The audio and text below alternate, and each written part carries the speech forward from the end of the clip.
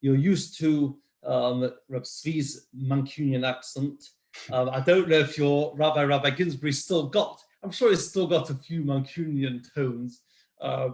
So I don't think you should have too many problems understanding me. Thank you so much for having me. I must say, personally, I am very happy that tonight's event is on Zoom.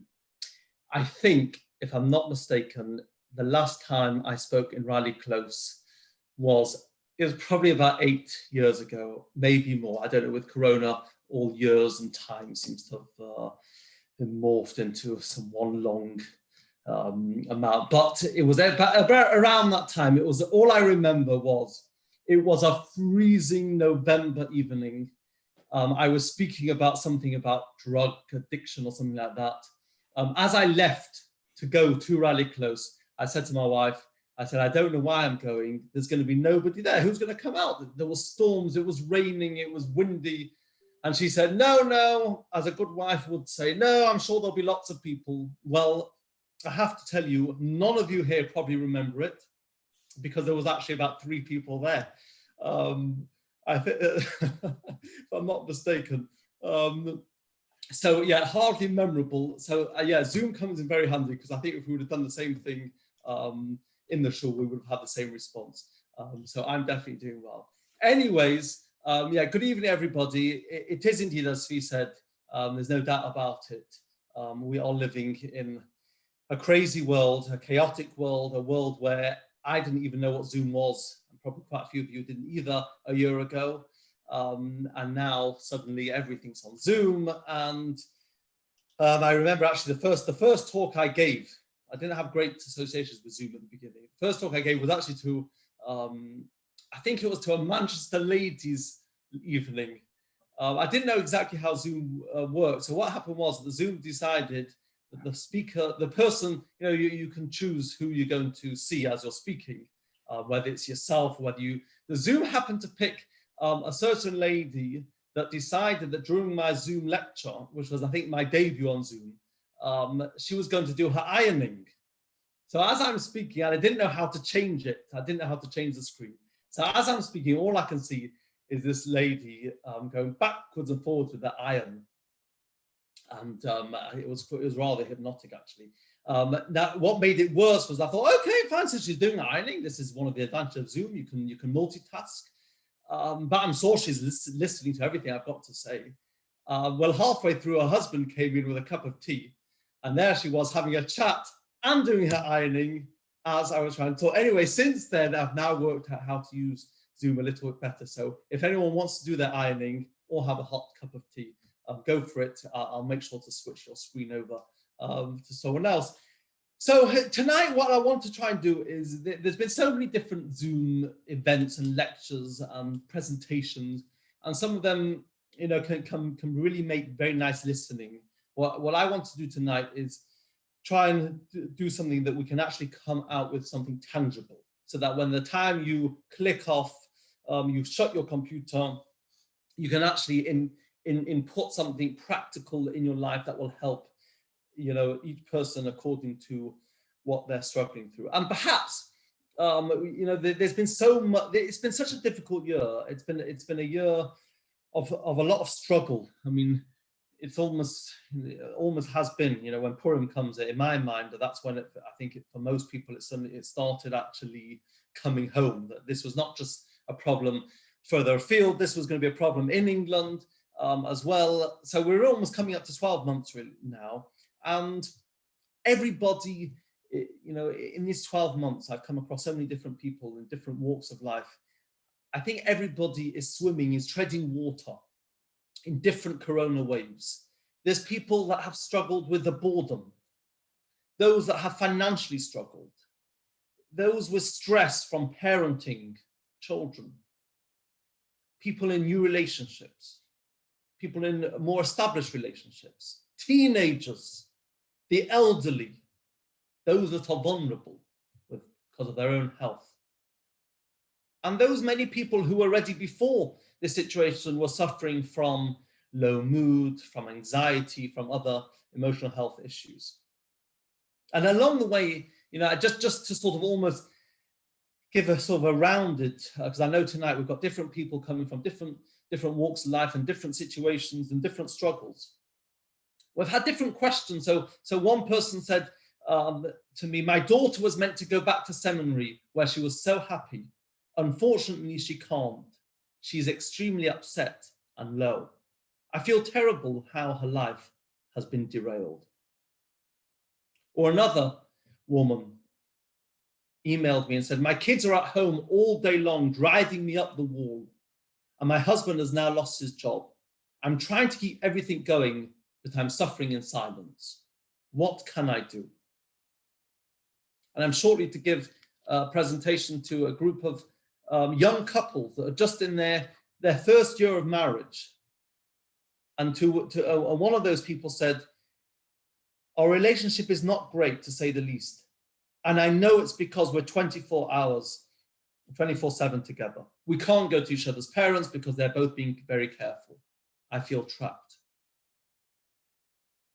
Teenagers up and down the country are struggling to cope with being at home, not knowing what's going to be with exams. One teen message, I just feel so angry and frustrated every day. A-levels are on Zoom and I hate the uncertainty of what is going to happen with the exams and my future.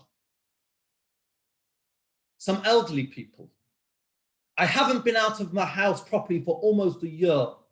I feel so full of emptiness and despair. Purim, the festival of happiness and joy, is coming, and yet I have never felt so horrible. And to be honest, I think it's one of those situations that even as therapists, although we like to pretend sometimes that we've got it all sorted out, and if someone would come to me with suffering from panic attacks or from some sort of anxiety disorder, yes, we should have had the training to be able to deal with this.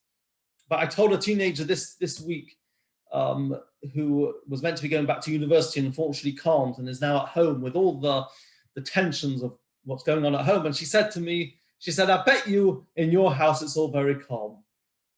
And I reassured her that if she would ask my kids, I'm not sure they would agree.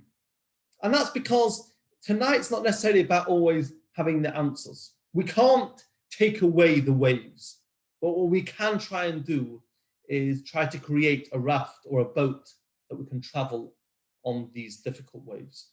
We can't take away the virus, but perhaps maybe we can try and improve our ability to cope with it. And if we can do that, and each person in their own life, then we've gained something from tonight.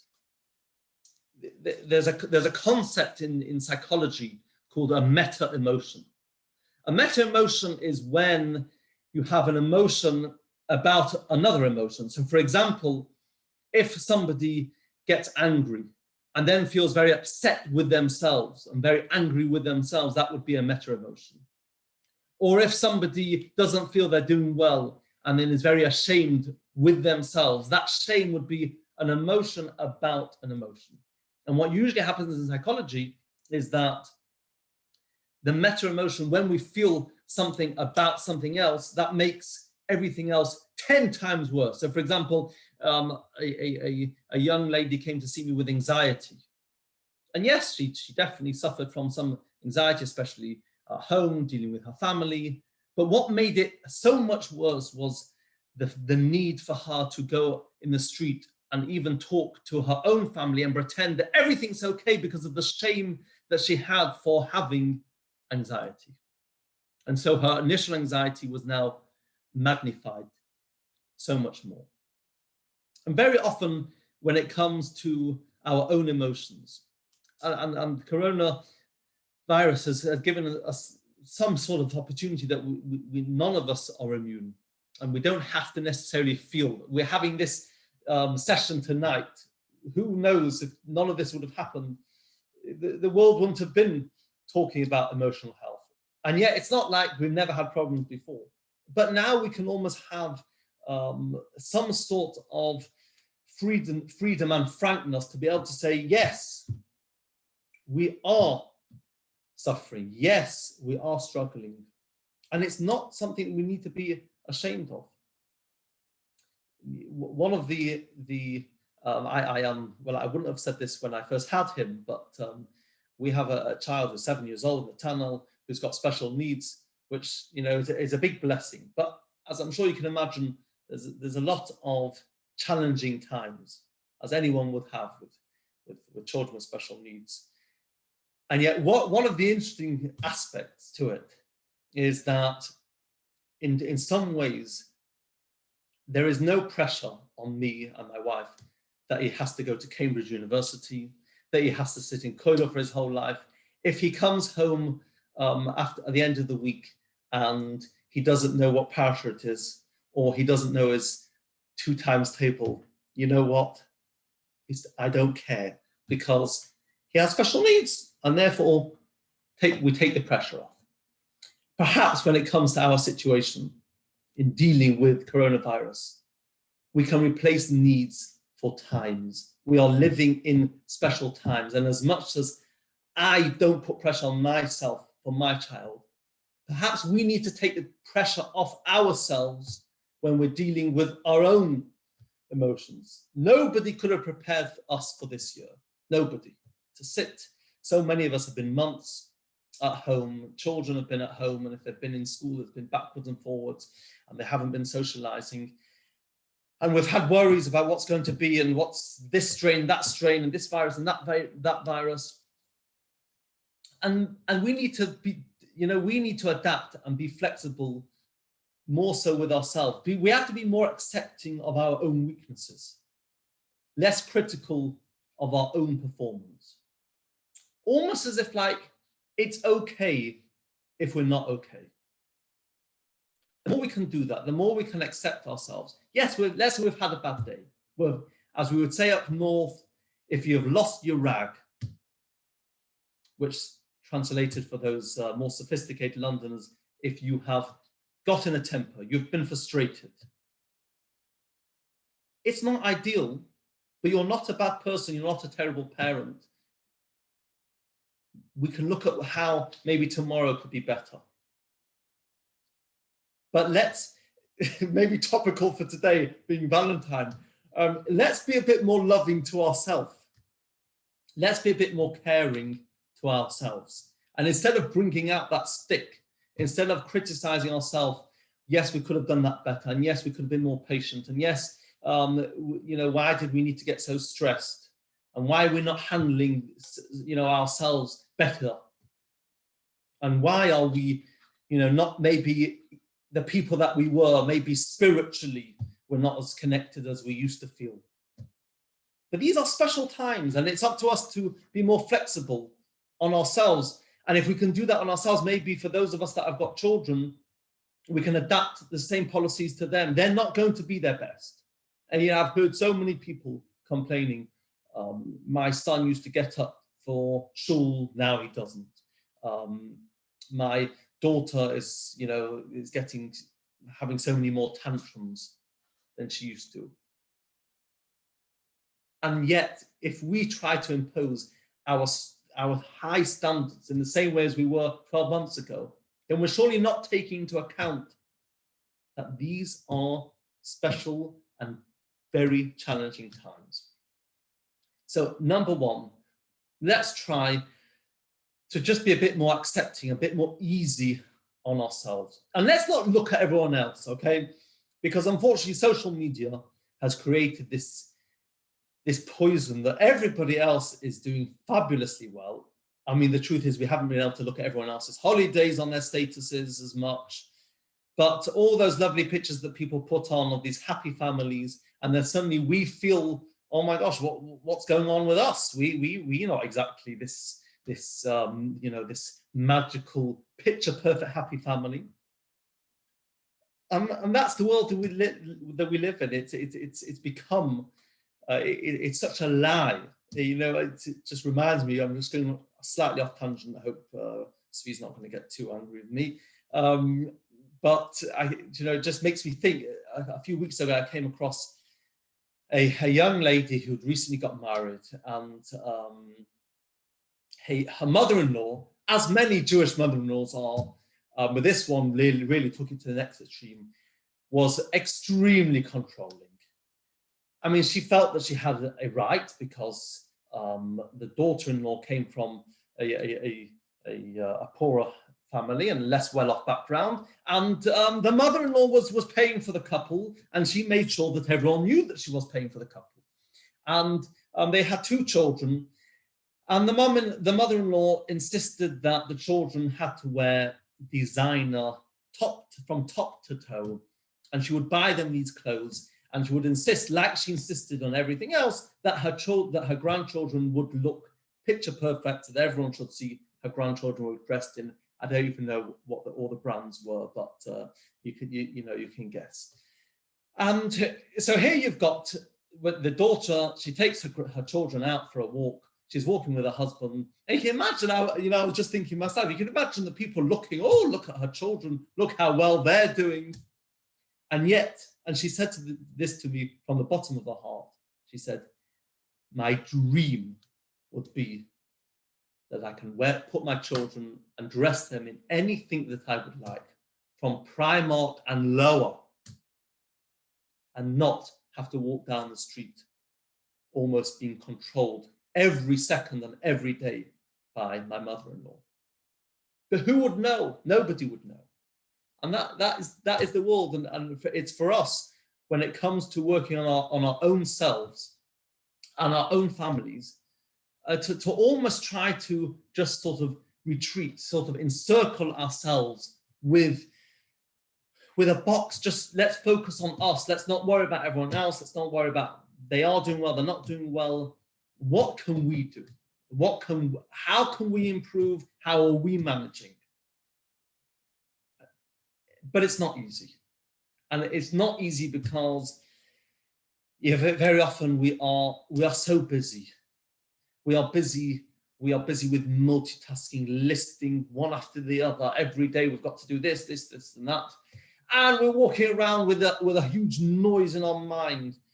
There's so many emotions, there's so many mixed feelings about different situations. There's so many pressures that we have. And therefore, it's so hard to just, connect with us. And so one of the things that we can do, and it sounds so elementary, in fact, I was reading some research some time ago. It was actually done by some researchers in one of the English universities. They were looking at mobile phone addiction and the attachment that we all have. I recently, in my office, someone came to see me, and in the middle of the session, it was all going very nicely, everything was going fine. In the middle of the session, this fellow suddenly realized that he's left his mobile phone in the taxi on the way here. I am telling you now, the closest thing to a breakdown, panic attack, all mixed into one, as he realized he saw almost his whole life unfolding before him because his mobile phone was in the car. And the truth is, we can laugh. I mean, I wasn't laughing at the time, but we've all become very attached to our mobile phones. And with the news updates, do you know that there are people who have an app? It's quite a popular app that they are informed with a ping. Every single time there is a death in the UK, there is another ping that goes on their phone telling them of the latest stats and the death rate currently today. I mean, if that's not going to cause anxiety, I don't know what is.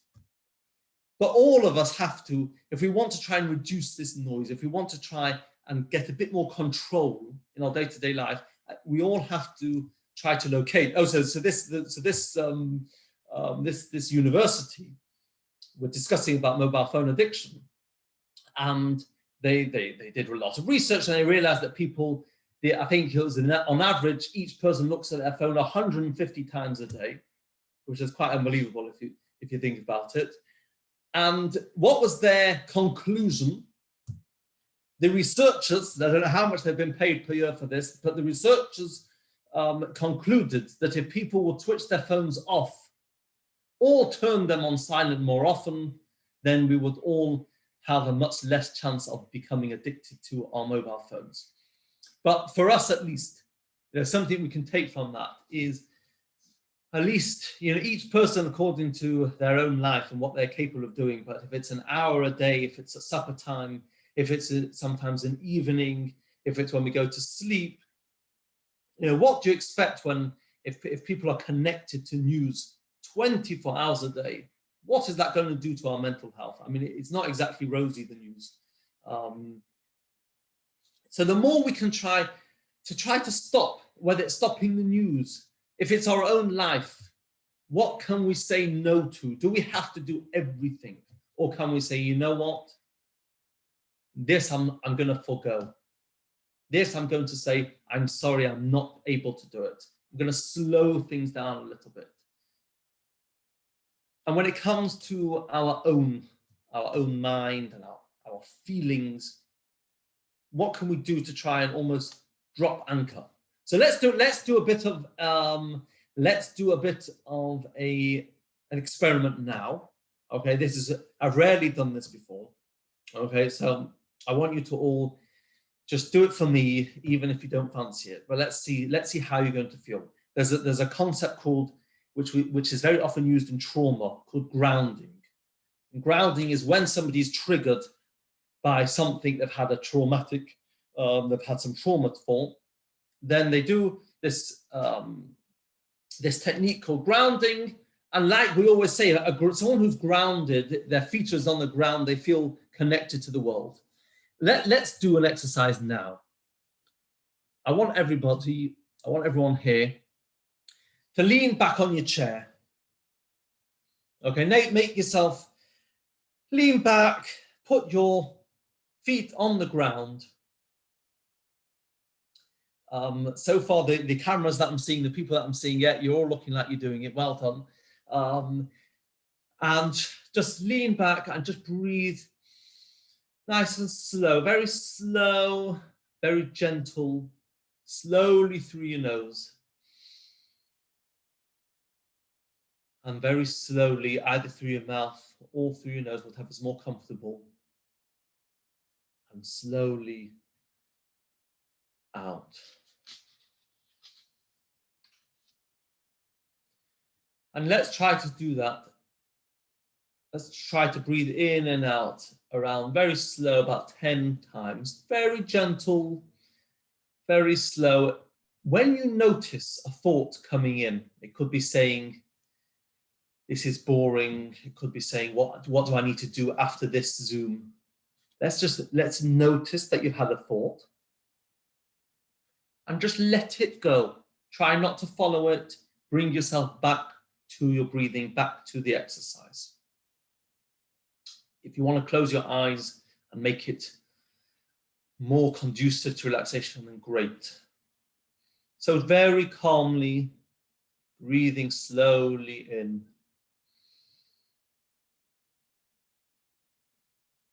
And very slowly out.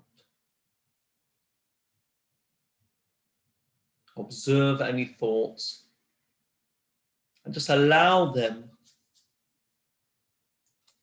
to calmly float by like a cloud. Great. And now what I want you to do is I want you to feel your 2 feet on the ground as you're slowly and calmly breathing.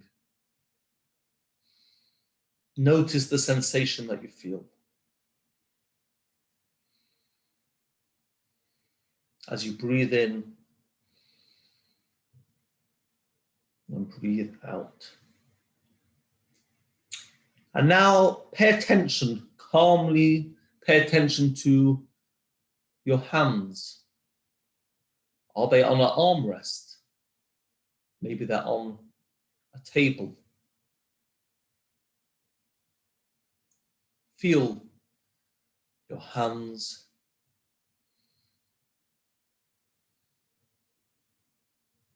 Feel your back against the chair.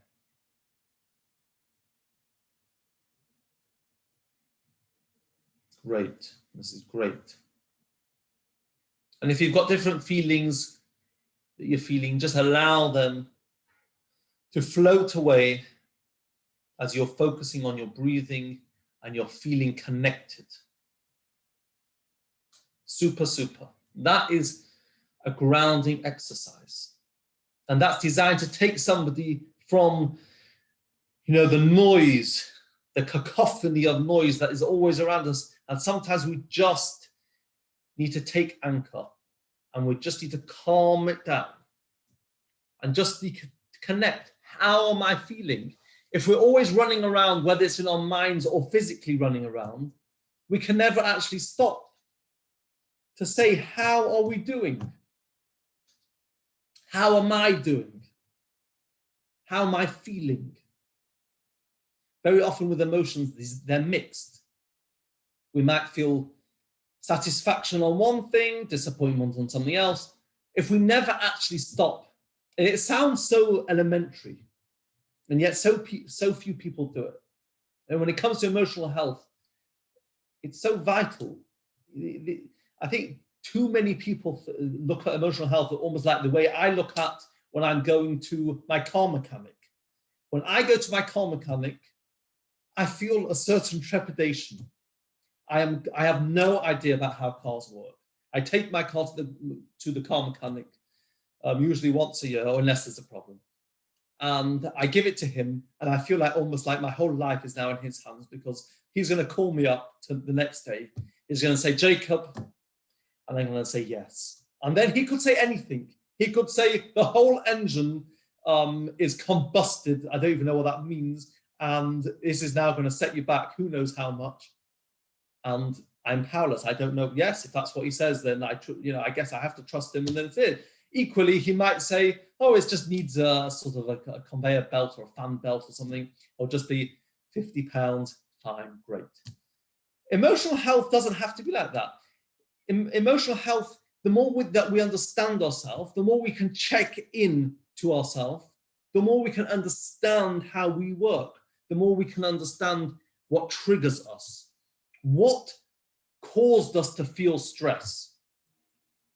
Was it because of some events?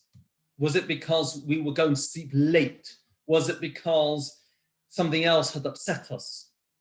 Had we tried to suppress? We're great, especially English people. We are fabulous at pushing things down and pretending everything's fine. And we walk down the street, how are you? Yes, great. Someone's just hurt our feelings. How are we feeling? Yes, we're fine, everything's fine. But actually, we're not fine. And it doesn't matter that people in Africa don't have what we have. And yes, it's true that because we were offended by somebody who, it wasn't a major thing, it's true. And there are more important things in life, but do you know what? I was upset and I felt hurt, and I'm allowed to feel like that. And I don't need to try to pretend or push it away. And I can check in with myself and say, yes, I was a bit offended. And as soon as I do that, as soon as I make space for it, I'm already creating a space between me and what I think. And it's not all one thing. And then I can work through it. I can tell myself, okay, maybe she didn't mean it, he didn't mean it. Okay, let's move on. We can do that, but only if we're willing to acknowledge it. And those people with children, it's the same thing. It's exactly the same idea. All we have, so often people will send their children to therapists. And what is the therapist going to be doing at the beginning? There's no major hocus pocus. The therapist is going to speak to the child and ask, how are you feeling? So as all Jewish people often like to do, you can save a little bit of money by sometimes asking the child themselves. Let's start getting used to asking our children, how are you feeling? I've noticed that you haven't been yourself recently. I've noticed that you're feeling quite angry. Let me hear, how are things for you? Have you been a bit worried about anything? The more we can do that, the more we can understand and connect to our children. And then we can work on dealing with some of the problems. Sometimes we won't always have solutions. And that's okay. Sometimes we'll just have to be, we don't always have solutions like for now. But perhaps our role is not necessary to always ask why. We can sit there, we can debate, as many people are doing. We can debate why it's happened and which strain and what's going to happen and what's the merit of each particular vaccine, the Pfizer vaccine, the Oxford vaccine. And sometimes we just have to just step back. And instead of asking why or how, let's ask what. What can we do that's going to help us cope better for tomorrow? I don't need to worry about 7 days. I don't need to worry about Pesach. Sorry to mention the dreaded P word. Let's work on now. Yes, it's true. There are things coming up, and at some point we'll have to navigate that. But very often it's just managing tomorrow, today, how we're doing, rather than looking more and more, further and further. And we tend to underestimate ourselves. As somebody once said to one of the famous mountain climbers, he said to him, how do you manage to scale these huge peaks? How do you not feel intimidated?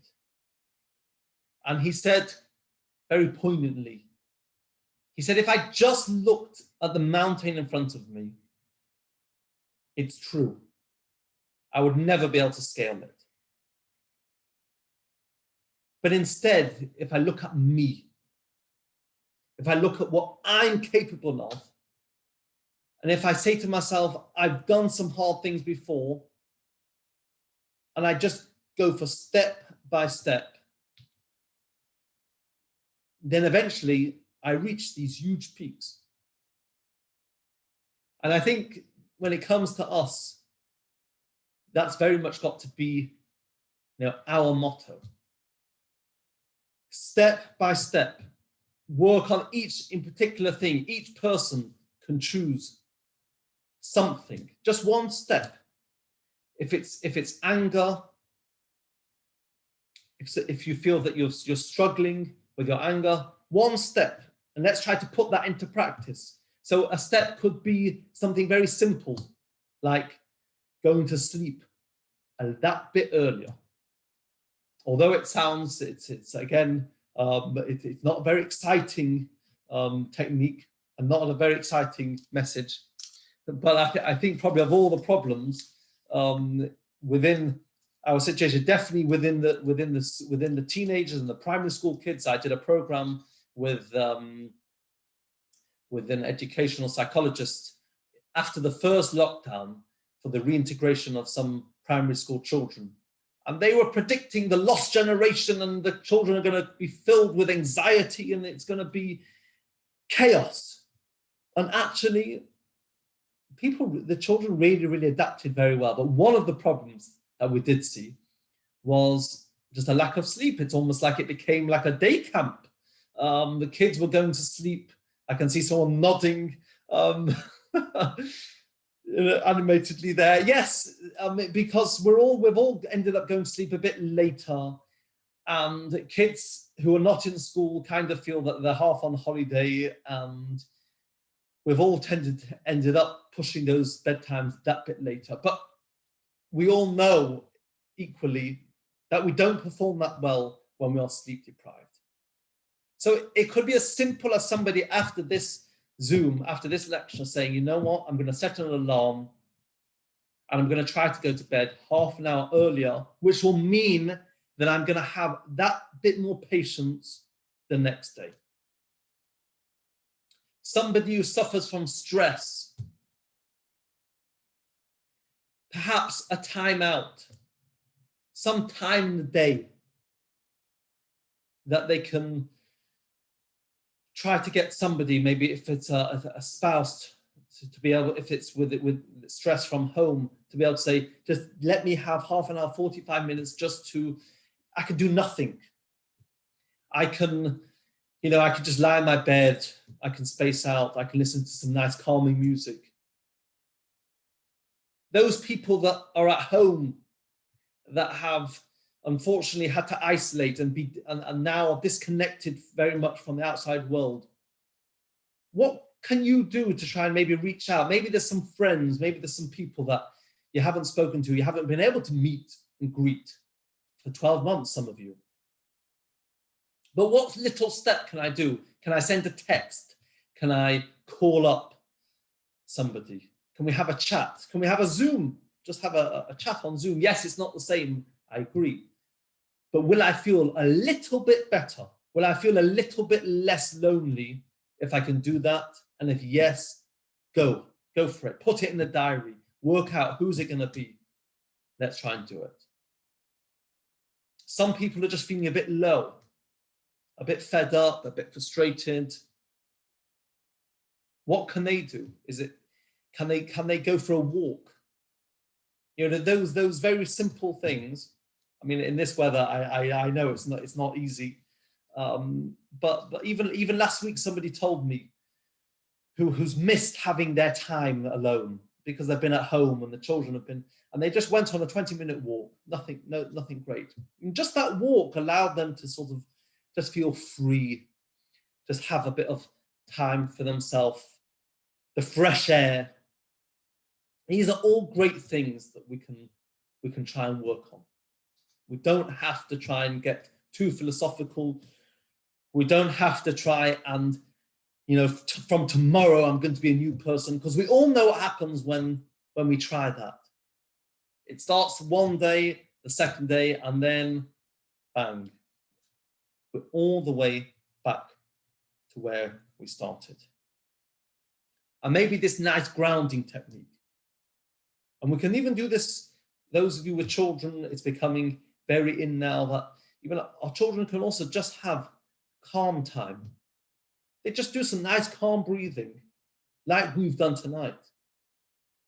And it just allows that ship, which for the rest of the day is bobbing in the waves, but it just gives us the time to take stock, make us feel a bit calmer, and then to help us to move on for the rest of the day. And each day we can do that. Each day that we can cope.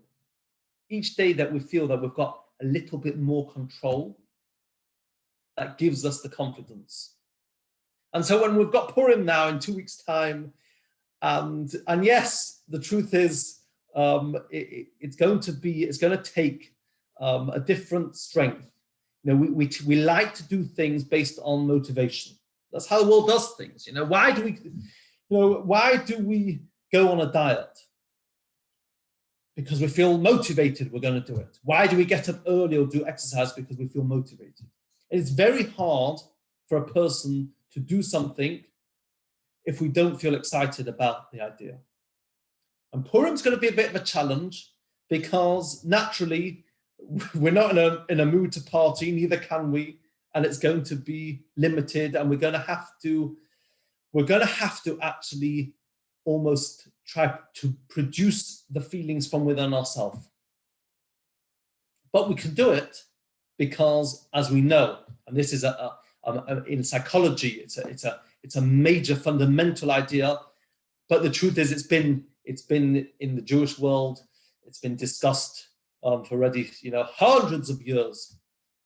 The heart follows our actions, and if our actions are positive and our actions are happy, and we try to smile a little bit, and we try to get a little bit pumped up for Purim, and we try to sort of chat with the children, and we try to think about what we're going to dress up as. Even I would think more this year than any other year, it's important for us to really try to generate from within some excitement, because ultimately this is what we need. And we can do it because the heart and our feelings follow what we do and how we behave.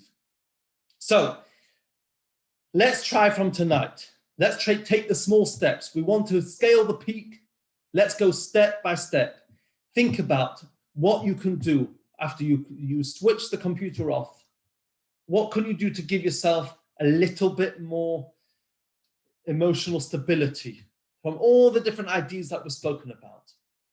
Put an alarm on, put it on the calendar, put a reminder, something that you can do already, whether it's tonight or tomorrow. And with that, hopefully we will start feeling a little bit more confident, and we'll be ready in our boats for whatever waves we are going to, we're going to find in our journey. And let's hope that there aren't too many more to come. And please God, I guess, besides for just a holiday, that we can all meet in Israel in the not too distant future. Thank you so much, everybody. We're going to leave, as Reb Tzvi said, we're going to allow some questions. So anybody, feel free. I'm going to, if anyone wants to chat to me and ask something personally, then they can. If anyone wants to ask something, then really, by all means, go fire away. Don't be shy. We haven't got a big group, so really.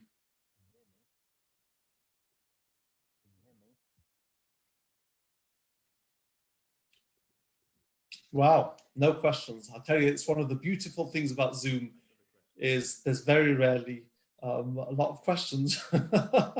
Yeah. Yes, David. We can't hear you. We can't hear you.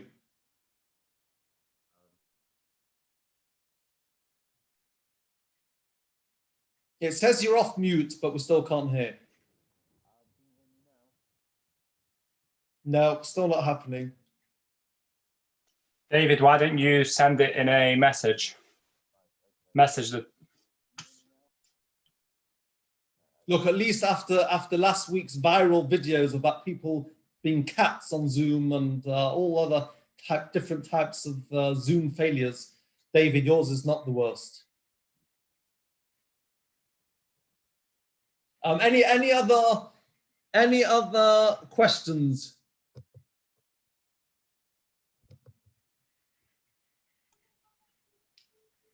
We'll try David one more time, and then we'll if we don't get there, maybe just email it in or something.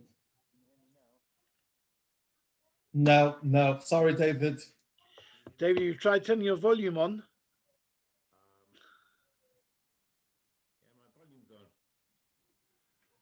Yes. Try turning the volume up, but you just heard a bit there. It's on full volume. Can you hear me? I can't. Try and go close to your microphone, David. Right. Okay, can you hear me? Can you hear me? Oh my gosh. No. We can see you. Okay. David, you are in credit for a question. Maybe if you take your headphones out and just disconnect the headphones.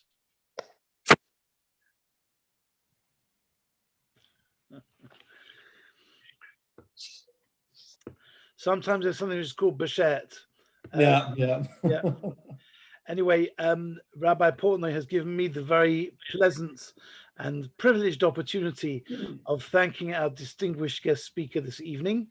I think it's a time when, as we say, on the one hand, we all discovered the wonders of Zoom, but there's also been an element of people becoming zoomed out. It's very, very kind of you, Jacob, to take time out and to share some insights with us. I have to tell you, I had quite a long and draining day from a very early start right the way through. And I don't want to tell you what was happening to me as I was doing the grounding exercise, but I was feeling way too comfortable in the grounding, and that's why my screen suddenly went to, because I didn't really want everyone to see me gradually sort of taking advantage of the opportunity you were providing us with for rest.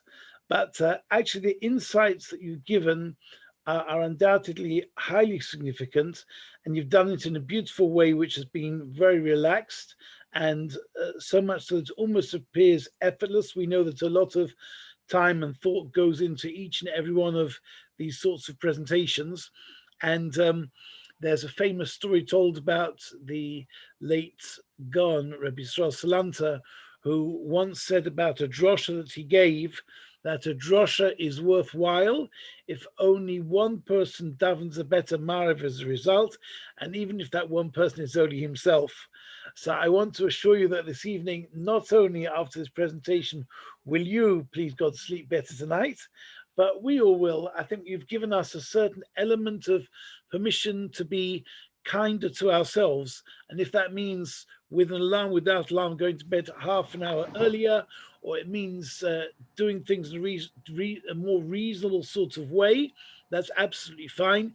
It doesn't excuse David Carmel from having to be in shul promptly tomorrow morning to open up for us. However much I'd like to give him the week off, we can't afford to do that. He's an invaluable part of our team these days, which is much appreciated. And I'll give him perhaps one more chance to ask his question just as I finish this vote of thanks. But the one idea I just want to share with you, Jacob, which is something I've been thinking about recently. You see lots of stuff doing the rounds at the moment where everybody is sort of suggesting what this pandemic is supposed to be teaching us. And some people suggest we need to have more achdus, and some people suggest we need to have more. I haven't heard anybody who's actually just speaking about the idea of just be nice to one another.